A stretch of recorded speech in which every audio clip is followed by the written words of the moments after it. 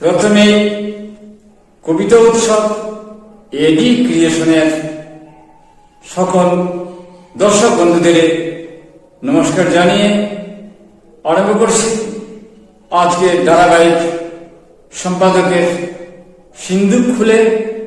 আজকের পর্বে রয়েছে বরাকের নতুন দিগন্ত সাপ্তাহিকের 27 মার্চ থেকে 2 এপ্রিল সংখ্যার অতি সংক্ষিপ্ত আলোকপাত। বরাকের নতুন দিগন্ত সাপ্তাহিক শিলচর শ্যামাপ্রসাদ রোড থেকে নিয়মিত প্রকাশিত হচ্ছে। তার সার্বিক দায়িত্বে রয়েছেন প্রধান সম্পাদক হিসেবে কবি ও প্রকাশিকা মিতা দাস পুরকায়স্থ। এই পত্রিকার স্থানিক সংবাদের পাশে আন্তর্জাতিক সংবাদও রয়েছে, তবে তার সাহিত্য পাতা অত্যন্ত সমৃদ্ধ। এই সপ্তাহের সম্পাদকের বিষয় বুটের সময় উন্নয়নের আলো নাকি বিভ্রান্তির ছায়া। বুটের প্রসঙ্গ এবং নির্বাচনের আবহ নিয়ে পর্যালোচনা করে সম্পাদকীয় লেখা হয়েছে। পাঠকের জ্ঞাতার্থে শেষ অংশ তুলে ধরছি।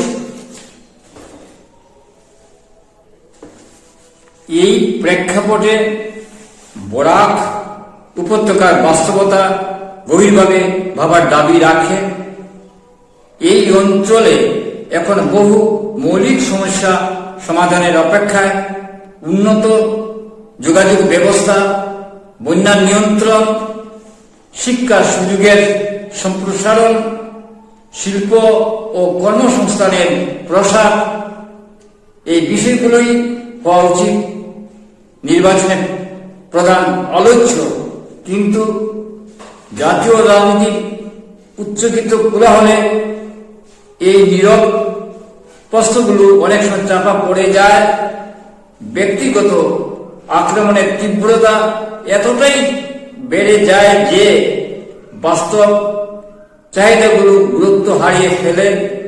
ফলে বুটের ময়দান বাস্তব সমস্যার সমাধানের ক্ষেত্র না হয়ে কখনো কখনো কেবলমাত্র বাঘ যুদ্ধের মধ্যে পরিণত হয়। এখানেই আমাদের নিজেদের কাছে প্রশ্ন রাখা জরুরি, আমরা কেমন রাজনীতি প্রত্যাশা করি? একটি এমন রাজনৈতিক সংস্কৃতি যেখানে প্রতিপক্ষকে হেয় করাই প্রধান উদ্দেশ্য, নাকি এমন একটি পরিবেশ যেখানে মতভেদ থাকবে কিন্তু তা হবে যুক্তি, তথ্য ও উন্নয়নের ভিত্তিতে? গণমাধ্যমের ভূমিকাও এখানে অত্যন্ত তাৎপর্যপূর্ণ। সংবাদ যদি নিরপেক্ষতার পথ থেকে সরে যায়, যদি তা পক্ষপাতদুষ্ট প্রচারের হাতিয়ারে পরিণত হয়, তবে তা সমাজকে সচেতন করার পরিবর্তে বিভ্রান্ত করে তোলে। বিশেষ করে আঞ্চলিক সংবাদপত্রগুলোর দায়িত্ব আরও বেশি, কারণ তারাই স্থানীয় সমস্যাগুলোকে বৃহত্তর আলোচনার কেন্দ্রে নিয়ে আসার প্রধান মাধ্যম। তবে সবশেষে দায়িত্ব ফিরে আসে সাধারণ মানুষের কাছে। আমাদের সিদ্ধান্ত নিতে হবে আমরা কি শুনব, কি বিশ্বাস করব এবং কোন বিষয়কে গুরুত্ব দেব। যাচাই না করে কোনো তথ্য গ্রহণ বা প্রচার করা শুধু ব্যক্তিগত ভুল নয়, তা সমাজের উপরও প্রভাব ফেলে। ভোট শুধু একটি বুতাম টেপা নয়, এটি একটি সচেতন সিদ্ধান্ত। এটি সত্য ও মিথ্যার মধ্যে পার্থক্য করার মুহূর্ত, আবেগ ও যুক্তির মধ্যে সঠিক পথ বেছে নেওয়ার সময়। যদি নির্বাচনের ময়দানের চরিত্র হননের প্রতিযোগিতা সীমাবদ্ধ হয়ে পড়ে, তবে উন্নয়নের স্বপ্ন কেবল স্লোগানেই সীমাবদ্ধ থাকবে। কিন্তু যদি আমরা সচেতন হই, প্রশ্ন করি এবং প্রকৃত ইস্যুগুলিকে সামনে নিয়ে আসি, তবে গণতন্ত্র তার প্রকৃত শক্তি ফিরে পাবে। তবে আশার কথা, বরাক উপত্যকা নির্বাচনে জাতীয় ইস্যু প্রাধান্য পেলেও এখানকার প্রার্থী বা দল ব্যক্তিগত কুৎসা, চরিত্রহনন এবং ব্যক্তিগত আক্রমণ না করে সৌজন্যবোধ ও পারস্পরিক শ্রদ্ধা বজায় রেখে প্রতিদ্বন্দ্বিতা করেন আর ভোট উৎসব পার করেন। শান্তিদ্বীপ নাম অক্ষুণ্ণ রেখেই এখানে কারো ওপরে অবশ্য জোরাজুরি করা হয় না। প্রত্যেকে অপেক্ষা করে থাকে উৎসব মুখ সেই দিনটির জন্য, কখন গিয়ে নিজের পছন্দের প্রার্থীকে ভোটটা দিয়ে আসবেন। ভোটের প্রাক্কাল এই সময়ে সবচেয়ে বেশি প্রয়োজন কণ্ঠের উচ্চতা নয়, চিন্তার গভীরতা, আক্রমণের তীব্রতা নয়, যুক্তির স্বচ্ছতা। শেষ পর্যন্ত গণতন্ত্রের ভবিষ্যৎ নির্ধারণ করে শুধুমাত্র ভোটের ফল নয়, বরং সেই ভোট দেওয়ার সময় নাগরিকের বিবেক কতটা জাগ্রত বা অপরের দ্বারা তার মস্তিষ্ক কতটা প্রভাবিত ছিল তার উপরই নির্ভর করে। এই সংখ্যার একটি আলোচনা আমরা পড়েছি। অত্যন্ত প্রিয় আমাদের সাংবাদিক বিভূতিভূষণ গোস্বামীর কিছু শিমুলের মৃত্যু গ্রন্থনে লিখেছেন আলোচক রক্তাক্ত শিমুল এক বিষণ্ণ মানচিত্রের কথোপকথন। বিভূতিভূষণ গোস্বামীর কিছু সময়ে শিমুলের মৃত্যু, রক্তাক্ত শিমুল এক বিষণ্ণ মানচিত্রের কথোপকথা, এই নামে আলোচনাটা বের হয়েছে। অত্যন্ত সুন্দর আলোচনা। নির্বাণ বুকস কলকাতা থেকে বইটি বের হয়েছে। আলোচকের লেখা পড়ে কবির কাব্যভাষা, আঙ্গিক এবং তার উপস্থাপনার বিষয় বিন্যাস বুঝতে পেরেছি। কি সময় এর কথা তার কবিতা তুলে ধরেছেন নিপুণ দক্ষতায়। পারিপার্শ্বিকের নানান ঘটনা তার কবিতায় এসেছে। সাংবাদিক কবিকে আহত করেছে, তাই নিয়ে তার কিছু শিমুলের মৃত্যু গ্রন্থটি আমরা এই আলোচনা থেকে জানতে পেরেছি। এখন পড়ে নিচ্ছি কবি অরুণেশ্বর দাসের কবিতার দুচোখ। অরুণেশ্বর দাস উত্তর দিনাজপুর থেকে লিখেছেন। এই দুচোখ মেলে ধরলে জীব ও জড় চারিদিকে একাকার, পরিপূর্ণতার এক অপরের নিকটবর্তী, অথচ আমার কত সহজেই বড়াই প্রকৃতি সব নষ্ট করে ফেলি। দ্বিধাহীন চিত্তে বেশিবি মানসিকতা, দ্বিধাহীন চিত্তে বেহিসিবি মানসিকতা। বড়া থাকা সত্ত্বেও শূন্যতা ডেকে আনি নিশ্চিত মনে। প্রকৃতিতে বুঝি না প্রকৃতি, মায়ের কান্না এতটুকু, হয়তো একদিন জলে ভিজে যাবে আমাদের এই দুচুকো। প্রকৃতি নিয়ে তার অনুভব সুন্দরভাবে প্রকাশ করেছেন অরুণেশ্বর দাস উত্তর দিনাজপুর থেকে। আমরা পাচ্ছি কবি অনুপম দাসের কবিতা তিনি শিলচরে থাকেন। তার নৈমিত্তিক ভাবনা নিয়ে কবিতাটি, একাকিত্ব নিয়ে কবিতাটি। কবিতার শিরোনাম মৃত প্রায় হৃদয়। অন্তর পাথরের মতো ভালোবাসার অনুভূতিহীন, আগে ছিল ফুলের মতো স্নিগ্ধ মুলায়েম, এক নিষ্পাপ হৃদয়ের তাতে বারবার আঘাত হেনেছে নিয়তি ছুরির শান। টুকরো অন্তরে গুলাতালি চালিয়ে চালিয়ে প্রায় অর্ধেক বসন্ত পার।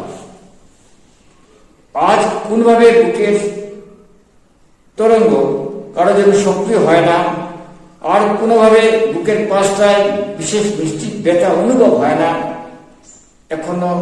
এখন কারো যেন চাপা কান্নাও পায় না, বিশেষ কারোর কথা ভেবে যদি আন্দোলিত উৎফুল্ল হয় না। তবু তেমন আক্ষেপ নেই, শুধু মৃত প্রায় হৃদয় নিয়ে বেঁচে রই। হতাশার ছায়া কবিতার মাঝে পাচ্ছি। আমরা হতাশা চাই না, আমরা উজ্জীবিত জীবন চাই। তবুও কবিতাটি ভালো লেগেছে, একটা অন্য সুর কবিতার মাঝে পাচ্ছি, যদি বিষাদের সুর অর্থাৎ কবিতা জুড়ে রয়েছে।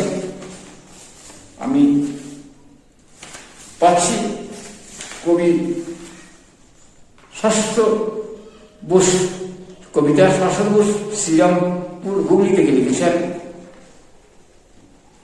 মৃত্যু, যুদ্ধ এবং শেষ অনন্তকাল। মৃত্যু অপেক্ষার বারান্দা জুড়ে যাওয়ার, আসা যাওয়ার কোনো নির্দিষ্ট গতিপথ নেই।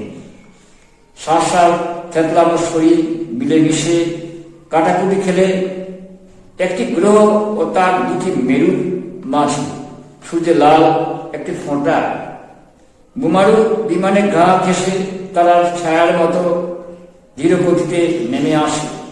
অতি সাবধানে পা ফেলে ফেলে যুদ্ধ, জন্ম থেকে মৃত্যু অবধি মানুষের কামনার নকশিকাদের যার অবধি যাতায়াত। এক আয়নার তল দেশে সাঁতারও কেটে চলেছে, এখানে তল দেশে সাঁতার কেটে চলেছে। গোলাপি শিশুদের মুখ ওদের জানাজায় হেঁটে গেছে। এক আয়নার তল দেশে সাঁতার কেটে চলেছে, গোলাপি শিশুদের মুখ ওদের জানাজায় হেঁটে গেছে। বহুরূপী ক্যাকটাস, সবুজ বৃক্ষ মোড়ে এক অদৃশ্য পৃথিবী। ধূসর জাহাজের গায়ে মিনার গড়ে ঝাঁক ঝাঁক সাদা পায়রা আর ঘোলাটে পাখিদের রং। পরজন্মে ওরা সবাই হয়তো কবি হবে। কবির প্রত্যাশা, কবিকে তিনি এক ভিন্ন দৃষ্টিভঙ্গিতে রেখেছেন, অর্থাৎ যত সুন্দর তাই তিনি কবি হিসাবে কবিকে তিনি উপস্থাপিত করেছেন। উপস্থাপন খুব সুন্দর, নান্দনিক কবিতাটি হয়েছে।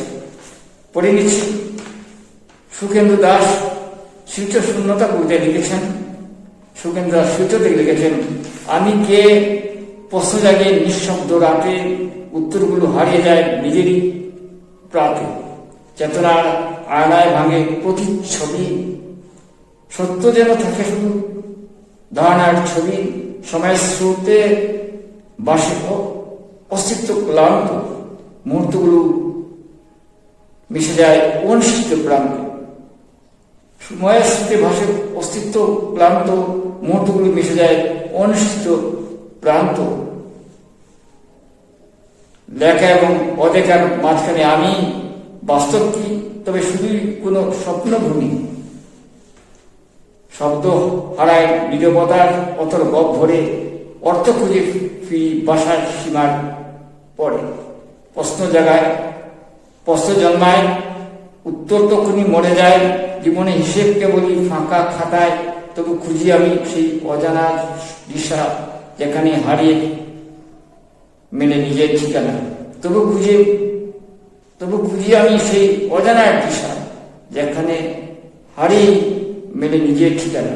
জীবন পূজার অন্তহীন প্রশ্ন তার কবিতার মানে ছড়িয়ে আছে। আমরা এই সংখ্যায় কবিতার পাশাপাশি যেমন গদ্য থাকে, এই সংখ্যা তেমনই রয়েছে। গদ্য অর্চনা দাস তার গল্পের ভেতর শিশু মনস্তত্ত্বের কাজ থাকে। তার শিশু নিয়ে তার অনেক কার্য রয়েছে, ছড়া রয়েছে, গল্প রয়েছে। এটাও সেই জন্য একটি অসাধারণ গল্প। সুলতান মাসির চরিত্র তিনি এঁকেছেন সুন্দরভাবে, এবং শিশু মনস্তত্ত্বের তার সমস্ত গল্প জুড়ে রয়েছে। তার শেষ অংশে তিনি এইভাবে লিখেছেন, আমি মাকে জড়িয়ে বসে আছি, অমনি টিং টিং করে বেজে উঠে ফোন। ওই এক আপদ শুরু হয়ে যায় কথা বলা, বিরতি নেই। ওরা সব হিংসুকের দল, মা আমার পাশে এলেই ওরা শুরু করে জ্বালাতন। ওরা আমার মাকে আমার কাছ থেকে কেড়ে নিতে চায়। আমি মায়ের দিকে তাকিয়ে থাকি। কথার মধ্যে মা আমার দিকে তাকিয়ে বলেন, মামনি শুয়ে পড়ো, স্কুল আছে, সকাল সকাল উঠতে হবে কাল। এই মাস নিয়ে শিশুদের দাবি তা নিয়ে এটা মনস্তাত্ত্বিক গল্প, শিশু মনস্তত্ত্বের একটি ভালো গল্প আমি পাচ্ছি। ঈদের ছোটবেলা জুট ঝামেলা আনন্দ লিখেছেন মুহাজির হোসেন চৌধুরী বরকলা থেকে। আগের দিন কিভাবে রোজা রাখা হতো রমজান মাসে, তখন তার সেই কথা, ইতিহাসের কথা তিনি লিখেছেন মুক্ত গদ্যে। ইফতারের ব্যাপারে চামচিকেদের ওড়াউড়ির উপর নির্ভর করা হতো। স্থানীয় ভাষায় বাদুর প্রজাতির এই ছোট পাখি বলা হতো। চাল ছড়া সূর্যাস্তের সঙ্গে সঙ্গে চামচিকারা দল বেঁধে ওড়াউড়ি শুরু করত। গ্রামের তাল গাছ বা পরিত্যক্ত গড়গুলোতে ছিল চামচিকাদের আবাসস্থল। সূর্যাস্তের সঙ্গে না কি ওদের ওড়াউড়ির সম্পর্ক। গ্রামের মুরব্বীরা ইফতার সাজিয়ে অপেক্ষা করতেন কখন চামচিকা বের হয়। এই ইফতার করার যে আগে কিভাবে করতেন তার ইতিহাস তিনি তার মুক্ত করতে লিখেছেন। এদের ছোটবেলা জুট ঝামেলা আনন্দ, অত্যন্ত সুন্দর একটি গদ্য রচনা। আমি পাচ্ছি বুঝার ভুল গল্প লিখেছেন মানস চক্রবর্তী। পারিবারিক একটা ঘটনাকে আরম্ভ, গল্পটি এইভাবে আরম্ভ হয়েছিল। দু তিনটে বাসন উপর থেকে যেভাবে পড়লো মনে হলো না গুছালো খালি বাসন ছিল। সুচি সুতি দিয়ে দেখলেন প্রায় সারাটা রান্না করে মেঝে জুড়ে তরকারি একাকার। আলু, ফুলকপি, কই মাছের ঝোল, শিম চচ্চড়ি, লাউ, চিংড়ি সব মাটিতে পড়ে একাকার হয়ে গেছে। এমনি কি পাশের বাড়ির মিনুদির মেয়েটা 8 মাস আর বেগুন দিয়ে ঝুল এক বাটি দিয়ে গিয়েছিল, বাদ যায়নি এটাও। সুচি আহ্লাদিত হয়ে মিনুদির মেয়েটাকে বলেছিলেন, তোর মায়ের জন্য লাউ চিংড়ির গন্ধটা একটু করে এসে নিয়ে যাস, আমি বানিয়ে ফেলেছি। লাউ চিংড়ি এই মুহূর্তে মাটির পরে লুটুপুটি খাচ্ছে। মাত্র সুচি রান্না সেরে ড্রয়িং রুমে এসেছেন, কাণ্ড ঘটল।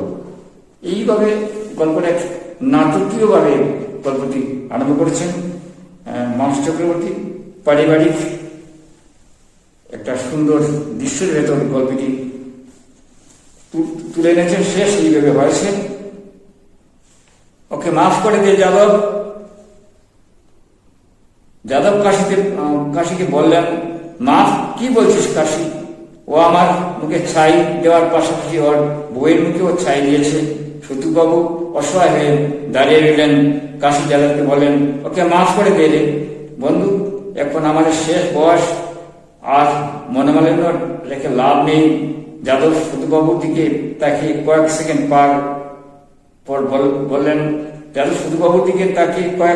পর বললেন, যা আজ বিকেলে তোর ঘরে যাব, যখন এটা তোর বইয়ের সামনেই কর। এইভাবে পারিবারিক ঘটনাকে সুন্দরভাবে তিনি উপস্থাপন করলেন। আমি পড়ে নিচ্ছি আমার ধারাবাহিক শিলাবতী চরের বৃত্তান্ত। সেই শিলাবতী চরের বৃত্তান্ত বরাক উপত্যকার গোবিন্দচন্দ্র নারায়ণের জীবন এবং ইন্দ্রপ্রভার জীবন ঘিরে উপন্যাসটি উপস্থাপন করেছি। উপন্যাসের ভেতর এই অঞ্চলের নানা ঘটনা, উপকথা, ইতিহাস